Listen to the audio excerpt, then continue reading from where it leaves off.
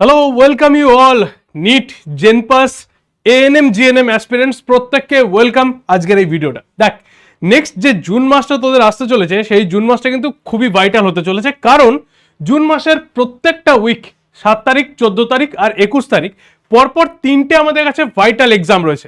দেখ, এই যে তিনটে ভাইটাল এক্সাম, মানে 7 তারিখে রয়েছে আমাদের কাছে জেনপাস এক্সামিনেশন, যেটা আমরা বিএসসি নার্সিং এর জন্য প্রিপারেশন নিই।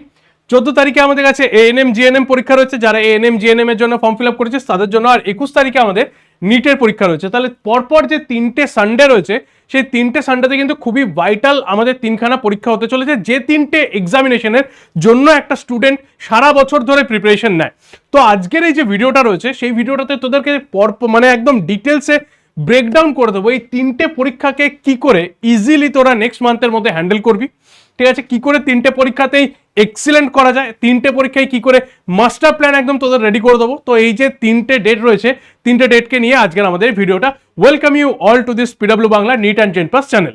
তাহলে প্রথমেই যে তিনটে জিনিস জেনে নেওয়ার, সেটা হচ্ছে তিনটে কি কি পরীক্ষা রয়েছে। প্রথম যে পরীক্ষাটা রয়েছে WBJE জেনপাস এক্সামিনেশন। এই জেনপাস এক্সামিনেশনটা আমরা কি জন্য না, এটা for the BSc nursing and paramedical কোর্সেসের জন্য এই পরীক্ষাটা আমাদের রয়েছে। এটা কবে রয়েছে না, 7 তারিখে, 7th জুন এই এক্সামটা রয়েছে। নেক্সট WBANM GNM, এটা কিসের জন্য, নার্সিং ডিপ্লোমার জন্য পরীক্ষা রয়েছে, 14ই জুন পরীক্ষা রয়েছে। অনেকেই এটার ফর্ম ফিল আপ করেছিস, অ্যাজ এ কমেন্ট, তোদের কমেন্ট দেখতে পেয়ে জানতে পেরেছি। আর 21 তারিখে আমাদের কাছে MBBS আর BDS এর জন্য যেটা পরীক্ষাটা ক্যান্সেল হয়ে গেল, তো রিনিটেড ডেট দেওয়া হয়েছে 21শে জুন। তাহলে এই যে তিনটে পরীক্ষা রয়েছে, তিনটে পরীক্ষাই আমাদের দেখ প্রত্যেকটা সানডেতে রয়েছে। কোনো একটা পরীক্ষার জন্য যেন অন্য কোনো পরীক্ষাটা খারাপ না হয়, তার জন্যই আজকের এই ভিডিওটা। ক্লিয়ার? ফার্স্ট যেটা তোদের কাছে বলার সেটা হচ্ছে কেমন করে প্রিপারেশনটা করব। দেখ, প্রিপারেশন অলরেডি আমাদের কাছে ডান হয়ে রয়েছে। আমরা লাস্ট কয়েকটা দিন, 15-20টা দিনের মধ্যে দাঁড়িয়ে রয়েছি। তাহলে এই যে লাস্ট কয়েকটা দিন, এই তিনটে পরীক্ষার একই সঙ্গে একে অপরের সাথে এটা সম্পর্কযুক্ত একটা পরীক্ষা, বুঝতে পেরেছিস? কারণ তিনটেই বায়োলজি রিলেটেড পরীক্ষা। তিনটের ক্ষেত্রেই আমাদের কাছে যেটা করতে হয় সেটা হচ্ছে বায়োলজি মেনলি এনসিআরটি রেসপেক্টে, বেসিক ফিজিক্স অ্যান্ড কেমিস্ট্রি, তারপর ডিফিকাল্ট পার্ট যেটা রয়েছে সেটাকে আমরা সেপারেটলি আলাদাভাবে স্টাডি করব। ক্লিয়ার? তো সিলেবাস মূলত একই রকম ভাবে দেখতে পাবো, তিনটের জন্য আলাদা আলাদা করে এর স্টাডি প্ল্যান কিন্তু নয়। যখন ধরে নে আমরা জেনপাস পরীক্ষাটা দিয়ে এলাম, ধরে একটা চ্যাপ্টার আমাদের কাছে বায়োলজির মধ্যে রয়েছে লিভিং ওয়ার্ল্ড, তো লিভিং ওয়ার্ল্ডের প্রিপারেশন নিলাম, জেনপাসের পরীক্ষা দিলাম, ফেরত আসার পরতে এএনএম জিএনএম এর জন্য আবার কিন্তু লিভিং ওয়ার্ল্ড থেকে আমরা স্টার্ট করব না। যে পার্টগুলোকে আমি দেখতে পাচ্ছি যে পরীক্ষা হলেতে যে পার্টগুলোতে আমার ওয়ার্কআউট হচ্ছে না বা যে পার্টগুলোতে আমার প্রবলেম হচ্ছে, শুধুমাত্র সেই পার্টগুলোকেই কিন্তু আমি আরো ভালো করে পলিশ করার চেষ্টা করব এই বাকি সময়টাতে। দেখে নে, পরিষ্কার করে বলে দিই, জেনপাস আর এএনএম জিএনএম এই যে দুটো পরীক্ষা রয়েছে, দুটো পরীক্ষাতেই আমার কাছে মেন যে প্রায়োরিটি সাবজেক্ট, সেই সাবজেক্টটা হচ্ছে কি না, বায়োলজি। এই বায়োলজি হচ্ছে একমাত্র জায়গা, বায়োলজি আর সঙ্গে সঙ্গে বলতে পারি জেনপাসে এবারে হচ্ছে হেলথ অ্যাপটিটিউড। এই দুটো সাবজেক্টই আমার কাছে এই বছরের যেটা রয়েছে সেটা দুটো হচ্ছে মাস্টার প্ল্যান। দুটো সাবজেক্টেই আমাকে ফুল মার্কস রাখতে হবে। যে এএনএম জিএনএম এর ক্ষেত্রেও ঠিক সেম, বায়োলজি হচ্ছে একদম টপ মোস্ট প্রায়োরিটির মধ্যে যে সাবজেক্টটা আমার থাকবে। তা বায়োলজি, কেমিস্ট্রি, ফিজিক্স, এর মধ্যে বায়োলজি, তারপর কেমিস্ট্রি, তারপর ফিজিক্স, এইভাবে এটাকে স্টাডি করব। এর ক্ষেত্রে কি রয়েছে, বায়োলজি, তারপর জেনারেল নলেজ, তারপর ইংলিশ প্লাস রিজনিং। তাহলে এইভাবে এটাকে স্টাডি করব। তাহলে এএনএম আর জিএনএম এর যে জায়গাটা রয়েছে সেই জায়গাটা মোটামুটি আমার কাছে ক্লিয়ার হলো, কোনটার পর কোনটাকে দেখতে হবে। নেক্সট এবার যে জায়গাটায় রয়েছে সেটাকে এবার বলি, বায়োলজি প্রত্যেকটা সিঙ্গেল ডে, মানে যতদিন পর্যন্ত তোদের এক্সাম হচ্ছে না, প্রত্যেকটা দিন রিভাইজ করবি উইদাউট নো ব্রেক, কোনো রকম কোনো ব্রেক না দিয়ে। কেন স্যার? তার কারণ হচ্ছে বায়োলজি হচ্ছে মোস্ট ভোলাটাইল সাবজেক্ট। যদি ছেড়ে দিস মাঝখানে কয়েকদিন পড়া, তাহলে কিন্তু অটোমেটিক্যালি ভুলে যেতে শুরু করবি। ঠিক আছে? পরীক্ষার সপ্তাহে যা যা রিভাইজ করবো, পরীক্ষার সপ্তাহে দেখ ভালো করে বলছি, পরীক্ষার যে উইকটা রয়েছে সেই পরীক্ষার সপ্তাহে কি কি রিভাইজ করবো, এনসিআরটির যে ডায়াগ্রামগুলো রয়েছে ডায়াগ্রামগুলোকে একবার রিভাইজ করবো। তার জন্য দেখবি অলরেডি ডায়াগ্রাম সিরিজও তোদের এই চ্যানেলের মধ্যে রয়েছে। নেক্সট কি রয়েছে, হিউম্যান ফিজিওলজির যে পার্টটা রয়েছে পুরো ক্লাস 11-এর, সেই হিউম্যান ফিজিওলজির পার্টটাকে একবার রিভাইজ করে নেবো। জেনেটিক্সের যে পার্টটা রয়েছে সেই জেনেটিক্সের পার্টটাকে রিভাইজ করবো। আর ইকোলজির জন্য ইকোলজিটাকে পুরোটাকে মাইন্ড ম্যাপ বা চার্টের মাধ্যমে যেভাবে আমি তোদের রেডি করে দিয়েছি, সেই ইকোলজির পার্টটাকে রেডি করব। তাহলে বায়োলজির ক্ষেত্রে প্রত্যেকটা যে এক্সাম দিতে চলেছি তার ক্ষেত্রে লাস্ট উইকে এই হচ্ছে আমার কাছে প্ল্যানিং থাকবে বায়োলজির জন্য। ফিজিক্স, কেমিস্ট্রি, দেখ বায়োলজির জন্য কতক্ষণ টাইম আমি স্পেন্ড করব না, বায়োলজির জন্য যে টার্গেট রাখছি আমি সেটা হচ্ছে 3 থেকে 4 ঘন্টা। ক্লিয়ার? ফিজিক্সের জন্য 1.5 ঘন্টা টাইম রাখবো, কেমিস্ট্রির জন্য আমি 1.5 ঘন্টা টাইম রাখছি, আর এমসিকিউ আর মক প্র্যাকটিসের জন্য আমি 2 ঘন্টা টাইম রাখবো সারাদিনের মধ্যে। প্রত্যেকটাই আমাদের কাছে ওএমআর ফিল আপ করেই পরীক্ষা হবে। এবছর পর্যন্ত, পরের বছর নিটটা আমাদের সিবিটি হয়ে যাবে। তো এবছর ওএমআর ফিল আপ করে পরীক্ষা দেওয়া বা পেন পেপার মোডেতে পরীক্ষা দেওয়া, সেই জিনিসটা কিন্তু খুবই ভাইটাল, টাইম কনজিউমিং অ্যাকচুয়ালি। সেই যে সময়টা যাবে সেই সময়টাকে যেন একটু মানে হ্যান্ডেল করার মতন ক্ষমতা তোর মধ্যে থাকে, যে প্রত্যেকটা যে সময় ধরে যে পরীক্ষা দেওয়া, সেই সময় ধরে পরীক্ষা যেন এই সময় তোরা দিতে থাকবি। তাহলে বায়োলজির জন্য কি রয়েছে না, NCERT based basic physics and chemistry, আর তার সঙ্গে সঙ্গে নার্সিং অ্যাপটিটিউড বা যেটাই আমাদের হেলথ অ্যাপটিটিউড বলে যে পার্টটা রেডি হয়েছে। ক্লিয়ার? নেক্সট এরপরে আয় যেটা জেন পাসের জন্য, ঠিক আছে, শূন্য থেকে মানে একদম জিরো থেকে আমি স্টার্ট কোনোটাই করব না। অলরেডি যে ধরনের নিটের প্রিপারেশন নিচ্ছিলি বা যে ধরনের জেন পাসের প্রিপারেশন নিচ্ছিলি, সেই প্রিপারেশনের বেসটাকে আমি সেম রাখবো। দুটোর ক্ষেত্রেই কনসেপ্ট কিন্তু সেম, ঠিক আছে। দুটোর ক্ষেত্রে কি হবে না, জেন পাসের পর একদম শূন্য থেকে নয়, ফোকাস করবো সেটা হচ্ছে কি জেনারেল নলেজ অ্যান্ড রিজনিং আর ইংলিশ, এই তিনটে জায়গা যেটা আমাদের কাছে জেন পাসের জন্য একটা জায়গা, ঠিক আছে। জেন পাসে জেনারেল আমাদের কাছে মনে হয় এবছর এই রিজনিং এর পার্টটা পেপার 2-তে চলে গেছে। যারা এএনএম জিএনএম দিবি তাদের কাছে এখনো পর্যন্ত রিজনিং রয়েছে, ঠিক আছে। জিকে রিজনিং এর পার্টটা এএনএম জিএনএম এর জন্য বলছি। তার সঙ্গে সঙ্গে ইংলিশ যেটা রয়েছে সেই ইংলিশটাতে ফোকাস করতে হবে। দেখ বিগত বছরের পিওয়াইকিউ যেটা তোদের দরকার পড়বে সেটাও দেখবি এই চ্যানেলের মধ্যে করিয়ে দেওয়া আছে।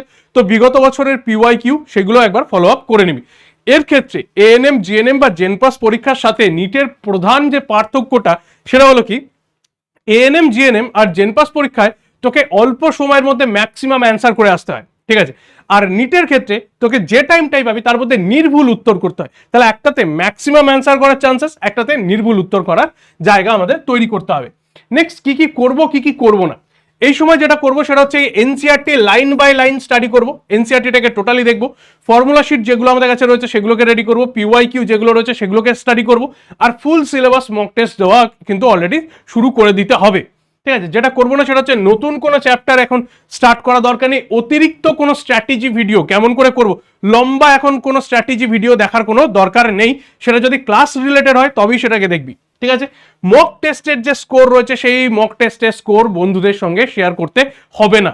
এই কটা দিনে মক টেস্টে যেরকমই পা না কেন, বেশি হোক কম হোক, কোনো দরকার নেই বন্ধুদের সাথে বা কারোর সাথে ডিসকাস করার বা কম্পেয়ার করার তার সাথে, ঠিক আছে।